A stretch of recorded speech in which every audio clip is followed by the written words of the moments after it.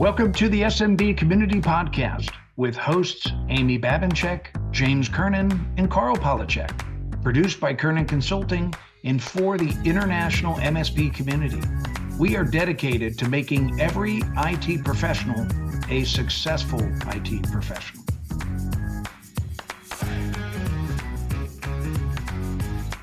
Hey, everybody. Welcome back to the SMB Community Podcast. This is James Kernan with Kernan Consulting, here today with another superstar special guest, Donna Blum. Hey, Donna, welcome. Hi, James. Thank you for having me. You bet. So I invited Donna on the program because of our MSP Question of the Week. And before I go there, let me just kind of talk about Donna's background a little bit. Donna kind of brings many talents to the table, but she's a longstanding friend, longstanding technology veteran in our industry, dating back to Intercom and Kingston and big companies like that, but still in the tech industry. And she also has a marriage ministry that she runs on the side as well. So Donna, for our listeners, if you could, just why don't you elaborate a little bit on your background? Sure, I'd be happy to.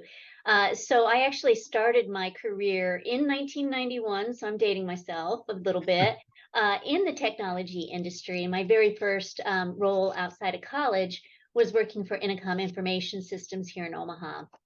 And then from there, I went to Kingston Technology out of Fountain Valley, California. Loved living in Southern California. It was amazing. Yeah.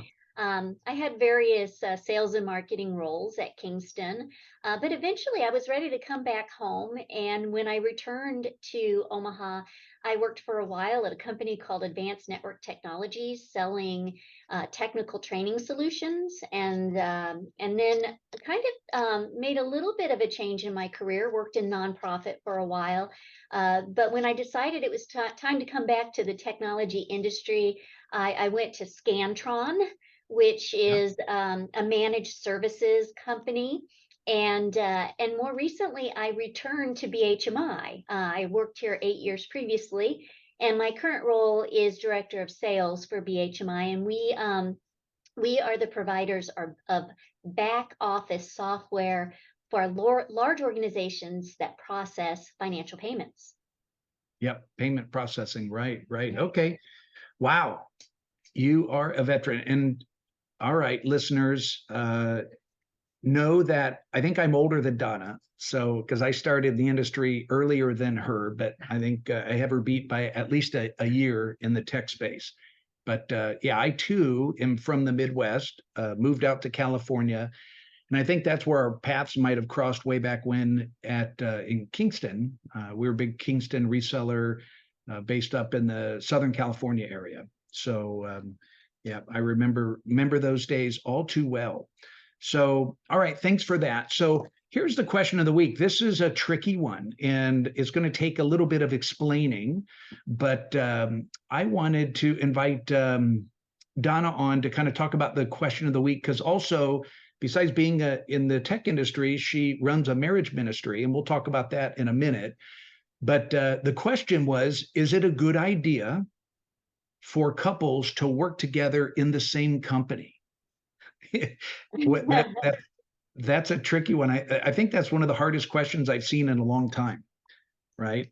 Well, my initial response to that is it depends. It really kind of depends on the couple. I work really closely with my sister here at BHMI, and she and I make a phenomenal team, but I don't know that all sisters would work well together. But you're asking about spouses. And we actually, being a smaller company, BHMI, we have about 70 employees and several husband and wife members on the team. In fact, two of the Baldwins are husband and wife. And they do a pretty good job together. I mean, the business has been going strong for over 35 years. But I would say in general that it might not be the best idea. That I think it's a good idea to have some separation between work and family, to not bring your work home with you. And if you do work together, we talked just briefly before starting our conversation here, that It's probably a good idea to have some boundaries in place, like, after 5 o'clock, we're gonna leave work at work, and we're gonna go home, and then we're gonna be in, like, family mode. So yeah, I don't know that it's the best idea. I think my husband and I probably wouldn't work so well together, but we make a great husband and wife team. Yeah. Yep. That's interesting, because I've had different opinions of this, and in my background, first half of my career, 15 years, worked in the tech space as a business owner primarily. And out in California, I didn't really run into that very much. It just seemed like there weren't that many relatives that worked for other organizations. And maybe besides my son interning for me, I didn't really run into that challenge. But relocating back in the Midwest, oh my gosh, like every other business is a family business in the Midwest. So it's much more prominent. And we're running into that in our peer groups. And that's really where the question came up, because there's a ton of husband and wife's team. And I'll just say from my standpoint, I echo what Donna just said. I think it's really important, if you are going to do it, just set boundaries. There needs to be clear boundaries, Monday through Friday, 8 to 5. We work together. We need to be professional. And we've got to keep business and personal separate.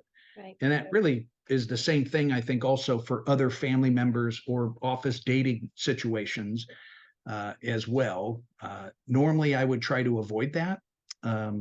I think I even went the very first organization, Donna, that I worked for, fresh from Nebraska, move out to California, and I got recruited and I worked for a big Fortune 500 company called Roadway Express, a big transportation management company.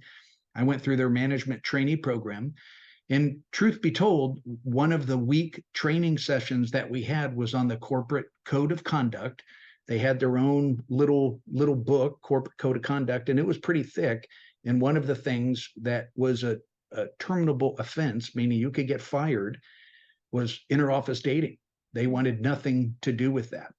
And if there were family members involved, they would separate you. I mean, it's a huge company, and they were going to move you to different locations. So that was my orientation to that in the work world. It just was a no-no. But Well, you can imagine the problems that it would create if that dating relationship went south or husband and wife divorced. It would really kind of create a lot of upheaval in the work environment as well. yeah, exactly. And for those husband-wife teams that are out there, Donna's on the program because she has lots of experience with this topic, but more specifically, she's got a heart for marriage. And the thing I will say is, relationships are really important. Just establishing those ground rules are important. And again, one other thing I didn't say, but I'll comment on it. It's not for everybody. And you need to be honest with each other. I would put family first before profits and business. And if you're not, I don't want to use the word mature enough, but if you're not able to separate work with your personal relationship, then don't bring it in the workplace. That's ultimately my answer, if that makes sense. Right. So yeah, that's a tough one.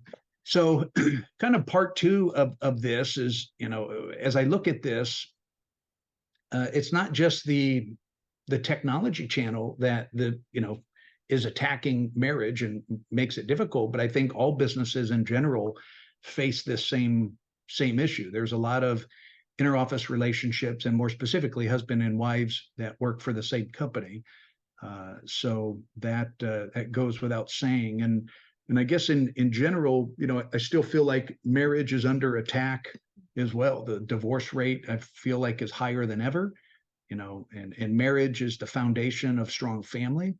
And to me, with my beliefs, I feel like there's that's why there's so much turmoil in the United States and in the world, because that is getting broken up, and more and more kids are growing up without a father or without a mother, and I think statistically that speaks for itself. That leads to trouble, right? Right. So why don't you elaborate a little bit more on your ministry, because that kind of captured my thought and my heart. I remember working with you on a project, and you said, "Hey, I have an idea. What do you think about this? I don't know if you remember that. We're sitting in a I do. boardroom and you just a random question and hit me from left field. It was like, oh my gosh, I think that's the best idea I've ever heard. And why don't you elaborate on your idea and what you're doing down with that ministry? Sure. Well, first of all, I'll just say that this idea was born out of my husband and my journey. We actually separated in 2009, and we were separated for about a year. And in 2010, I guess we defeated the odds and we reconciled. So grateful that we didn't become one of the part of the divorce statistic. Um, but ever since that time, it really has felt like, we've been compelled to do something to help other couples, because we do see that families and marriages are under attack by our society. And so, we wanted to share our story with others to help encourage them. And since the time that we reconciled, we didn't really know what it was going to look like until around the time that COVID hit. We were a part of another ministry that was having large um, marriage conferences, and they couldn't have any of their events because of the pandemic. And so it occurred to me, what if we had a local ministry that provided marriage retreats on a more frequent basis? And instead of people having to allocate a whole weekend, they could just allocate a day. And instead of them having to go out and figure out what they were going to do for their date night, we would package it with a date night for them, just make it super simple. And it just kind of took root from there. I had never formed a 501c3 before, but I just stepped out, you might say, stepped out in faith, to just start pursuing this. And so my husband and I have formed a ministry that's called the House Experience. And the reason for that name is our mission statement. This is a Christian ministry. The mission statement is to help married couples and families experience and express God's love in their house. So that's the gist of it, right? It's for marriages and families. What we offer, though, is a one-day marriage retreat called the Marriage Experience. In fact, we just had one this past weekend, and it's really designed to teach, but also to give the couples an opportunity to really reconnect and spend some really enjoyable time with one another. At the end of the day, we have a date night with catered dinner at their own private bistro table, and we have live music. So it's just really an enjoyable experience. In fact, James, you and your wife attended one. Mhm. Absolutely, absolutely. I was going to comment on that firsthand experience, but yes, it's a one-day event. If any of you have an opportunity to do that, and here's the thing, okay, when you hear like a marriage workshop or the marriage experience, it's a one-day retreat. It's not for broken marriages. It's for everybody. It's for people like me that have been happily married. We've had our ups and downs, but happily married for 30 years. I just want to make it better, right? Or it's for the newbies, anybody, if they're doing fantastic or they're struggling. I think this is a great opportunity to strengthen marriage. So anyway, Donna, thank you for doing what you do. I love the concept of the ministry. I know it's growing, and I hear nothing but great things from people that actually go through that one-day workshop. So thank you for that. You're welcome. All right. And how can people get a hold of you if they want more information about the marriage experience or the ministry in general? Is there an email that they can reach out to, or the website? Yes. So the website is thehouseexperience.com. And on the website, you can learn more about our upcoming events. We do have 2 events scheduled for 2024, one in June, one in September. And also, if you wanted to reach out via email, the address is info@thehouseexperience.com. All right. Fantastic. Well, hey, thanks for being on the program. Before we sign out, I just want to make a quick announcement. We also interviewed a security expert for our 5 Minutes with a Smart Person on this week's program. So Nick Wolf of Evo Security talked about, he and I actually talked about the MGM Grand hack that made the national news this past week. So make sure you listen to that segment. So Nick, anybody doesn't know Nick, I'm a little surprised because he's been around the block like me, has less gray hair. And anyway, Nick is a partner with Evo Security, but he's really been around the block, and that's what caught my eye on his bio. He's been with some of the big boys like Datto, and then some of the up-and-comers like SKOUT Security and some others. Consults in the MSSP, the security space, and we wanted to talk a little security today. So again, Nick, I'm excited to have you on the program. Before we jump into kind of what's in the news, I wanted to chat with you a little bit. Tell the audience a little bit more about your background. What got you into cybersecurity and into the channel? Yeah, sure thing. So my experience in the channel actually started in high school. I was actually in the my high school's technology club with the founder of Datto. So got a very early start at Datto. Wow. I was one of, I think I was their 20th employee. It was a huge company at the time, 20 employees, right? We were building this in Huge. high school. It was absolutely huge. And then, over the next 9-10 years, I was there as one of their top sales reps, got to travel the world, go to a lot of different industry events, work closely with Rob Ray and the business development team. It was absolutely a fantastic time. By the time I exited Datto, we were at about 2,000 employees, 25,000 MSPs, and over $1 billion in valuation. So from basement to billions, it was absolutely an exciting ride. Very cool. Yeah, and then after that exit, I joined some Datto alumni. We went over to a company called SKOUT Cybersecurity. It was another startup. It was focusing on XDR services instead of backup services like Datto was. So we were there for about 2 years. We scaled it from about a dozen MSPs to several hundred MSPs in around 18 months. That caught the eye of Barracuda Networks, and we were acquired by Barracuda Networks, and they rebranded us as Barracuda XDR, and still doing great things for XDR and cybersecurity services. Then after my leave there, I ended up finding the good folks over here at Evo Security, and now we're talking about identity and access management for MSPs. Very cool. Yeah, and that's certainly needed, and it's also a perfect segue to, let's talk about what's in the news. What about this MGM hack? What are your thoughts on what happened there?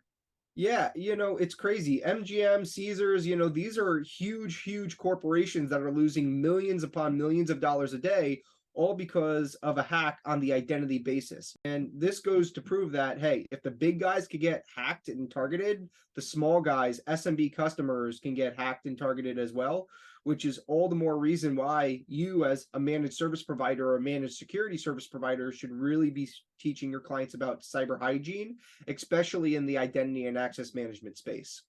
Yeah, it's interesting. What's in the news?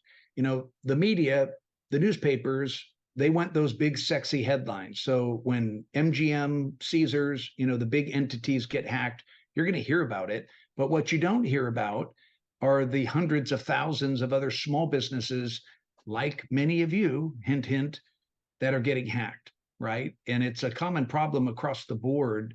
And I think that, Nick just pointed out a common vulnerability across the board is really, access, at the user level. That's where these people are getting in. So what are some of your thoughts or best practices to help the listeners, one, protect themselves, or what are some of the do's and don'ts? Yeah, absolutely. So a couple things here. Obviously, is going to be around your password. Make sure it's complex, but more important than keeping it complex, make sure it's rotated frequently, 30 days, if not more frequently, from a password perspective. The other aspect of it is enabling multi-factor authentication. Now, when you enable multi-factor authentication, let's get a little bit more sophisticated than it. Do not use an MFA tool that supports SMS or text-based messaging as the MFA source, because SIM hijacking is very easy. It's very easy for someone to call Verizon or T-Mobile and say, hey, this is Nick. I changed my phone numbers, poured over my SIM, and boom, now that hacker, has that phone number, has that MFA code, and that's no Yeah, good. good point.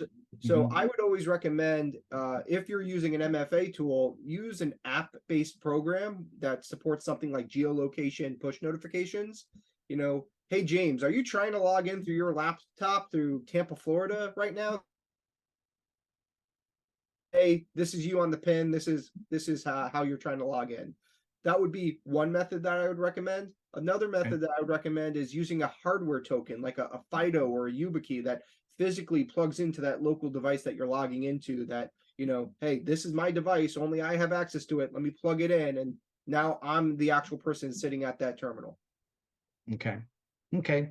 Excellent. Yeah, I completely agree. So we talked a little bit about what the organization does. Where is your sweet spot? What size of MSP? I know you're a channel organization, but where do you kind of fit in? Size wise within the partners that you work with. Yeah, so Evo, like I mentioned, is a channel-only company, so we only sell our MFA platform through managed service providers and managed security service providers. And I would say our sweet spot from an end-user customer standpoint is an SMB. Now, when I say an SMB, I'm talking about an organization that either has just one employee because it's a mom and pop shop, or an organization that might have a couple hundred or 1,000 employees. That's our bread and butter all day, every day. If you're an organization that has 100,000 users, as much as we would love your business, we're more geared towards the SMB market. There you go. And then if you don't mind me asking, what's the price point? What does the pricing levels look like? Yeah, most of our pricing is about $2 a user or less, which is roughly about half the cost of the competition if you're looking at some of the enterprise tools like Duo and Okta and some of the other ones that are out there. Okay. All right. Fantastic. And then how do you get yourselves out there? I hadn't run into you before. Obviously, you're a new entity, up and comer. You guys are growing quickly. Where might we find you show wise, or how do you get yourself out there from a marketing standpoint? Yeah, so we are growing, and we're growing fast this year. We've landed well over 100 MSPs since January, so we're super excited about that. Currently, there's about 3 ways that MSPs could buy us. They could buy us directly through our team. We also established an exclusive partnership with ConnectWise. So if you're a ConnectWise partner, we're available through the ConnectWise marketplace or through your ConnectWise partner manager. So we're sold alongside the cybersecurity tech stack that ConnectWise sells, which is awesome. And we're also partnered with the good folks over at Solutions Granted, which was recently named the ASCII Vendor of the Year, both in 2021 and 2022. So those are the 3 ways that MSPs can end up buying Evo and seeing Evo. We're also very active on Reddit. We're active on LinkedIn. We do some posts on Facebook as well. Last but not least, we're going to be attending some events. We'll be at DattoCon in a couple weeks in Miami, IT Nation in November. We're going to Right of Boom conference next year in March. So you're going to start seeing us more and more as we start attending more in-person events, in addition to all the work that we're doing online on Reddit, on LinkedIn, and through podcasts. Yep, love it, love it. Yeah, and I love your approach. I've seen some of the stuff out on social media that you guys take more of an education approach to engagement. It's not salesy, and I think that's a turnoff for most people. But the education side is a thumbs up. So good work on that. So hey, before we wrap up, couple final questions. Any final words of wisdom from a security standpoint? Any words of wisdom for the listeners? Yeah. Do not share your MFA code. All right. It doesn't matter how good or sexy or nice the person sounds on the phone. Do not ever share your MFA code or your password for that point. But again, do not share your MFA code ever, period. End of discussion. Okay, Mom, I can't give you my code. Do you understand? Yeah. Yeah, I've seen that before. All right, cool. And then Nick, what's the best way for people to get in touch with you and learn more, connect with you either on social media or just reach out and learn more about the company? Yeah, sure thing. You could find me personally on LinkedIn. It's linkedin.com/WolfNick, or you could check out our website, evosecurity.com, and we're happy to connect with you as an MSP. No contracts, no minimums. We like to make it very easy for managed service providers to do business with us. And I don't think you can have any cooler of a name than Nick Wolf to be in security. So I don't think that's any coincidence. Anyway, hey, Nick, thank you so much for being on the show. It's great to have you and get to know you a little bit better. We will catch up with you here soon. Thanks. All right. Thanks for having me, James. So this is James Kernan with Kernan Consulting signing off from the SMB Community Podcast. Thanks everybody for listening.